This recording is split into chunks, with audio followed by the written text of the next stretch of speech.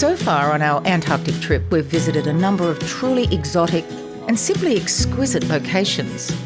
But one of the many advantages of being a guest on Scenic Eclipse is that it's very much a Discovery Yacht. If we come from the southwest, then we can look at all the potential sites here.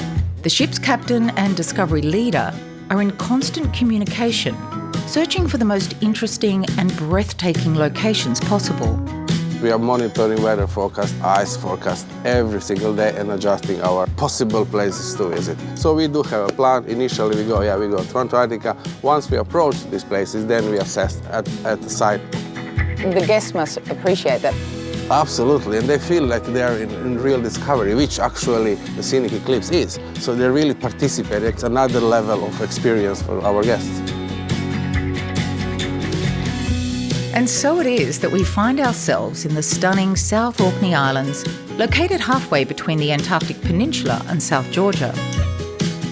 Oh, thank you. Well, this is a first, setting foot on the South Orkney Islands. This remarkable archipelago is a patchwork of ice-capped mountains, vegetation and icebergs, all existing side by side on a coastline that's nothing short of spectacular. So is this a first for you, coming on this island? This is a first for me. I've never been to the South Orkney Islands before, and neither has the Scenic Eclipse. So we've gone into full exploratory mode, just looking at a totally new island, which is always a really special feeling. This group of islands is home to a variety of wildlife, including this lively colony of fur seals. These are the males, so this beach is full of male fur seals, just short of their prime still, but in a couple of years these will be beach masters. This is outside the breeding season, but come the breeding season, they'll be fighting it out for the females. There's a lot of jostling going on here. Is this kind of a preempting hierarchy? This is establishing your skills as well. This is learning how to fight, learning how to defend your territory, because fur seals have very small territories, just a few meters square on the beach, and they establish a small harem in that. And as soon as someone breaches that, there's going to be a fight. So there's a lot of tussling. A lot of it is bluffing, but you do get some pretty serious fights every now and again as well.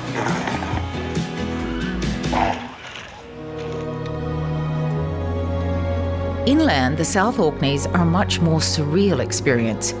It's a vast moss-covered landscape, different to anything I've experienced before.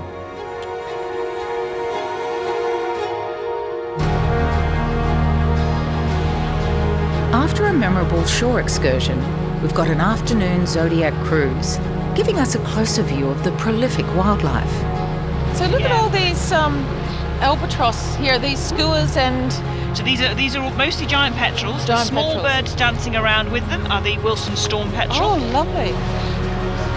I'm getting wind of a colony of some sort. There's definitely some penguin whiff there, yeah. So how many do you reckon there is in this breeding colony? Good few thousand of this. It's a decent size, yeah. And they're breeding all the way up to the top up there? Yeah, believe it or not, those sites right at the top, that's prime real estate for penguins. Beginning of the season when they first come back, there's a lot of snow here, and you've got to have nice free sites, so no snow to lay your egg. So they're actually the top slopes are the first ones to get cleared of the snow, so that's where you put your eggs. And where the penguins are plentiful, you'll often find their feared predators. Poor little penguins, they're like sitting ducks. They I think they're actually shaking, so that leopard seal's just corralling, just hanging around.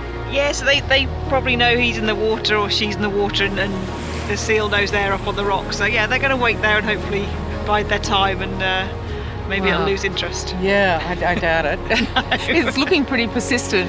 So this time of year, there's a lot of the young penguins that it's their first time in the water. They're not very agile, so they're easy pickings for a leopard seal, unfortunately.